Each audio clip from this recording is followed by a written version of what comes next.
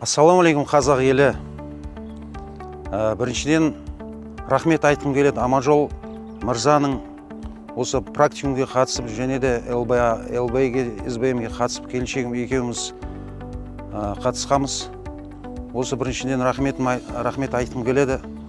Көп қорқыныштан құтылдық. Алдын істемей жүрген нәрселерді Құдай қаласа іске асырып жатырмыз. Ал біріншіден рахмет алғысым айтқым келеді Аманжол мырзаға.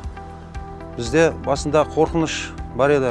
Көп нәрсеге істемей жүрген нәрселеріміз бар еді. Осы ЛБ-ден өткеннен кейін осы қорқыныштар артта қалды. Көп рахмет сізге.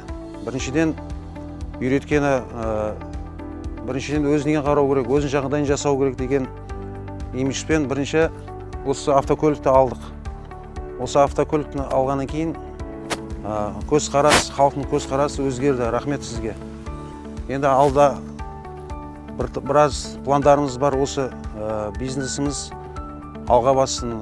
Бізде негізі асханамыз бар. Біз тойға дастархан жасап жүрміз. Енді бұдан былай бизнесімізді өсіруге әрекет істеп жатырмыз.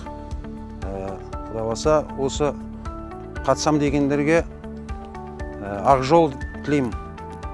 Осы қатысқан адамдарға ешқашан өкінбейді деп ойлаймын, потому что мен өзім өте ризамын. Осындай нәрсеге біліп, талпыныс өзгерді, көзқарас өзгерді. Енді Құдай қаласа тек қана алға Қазақстан.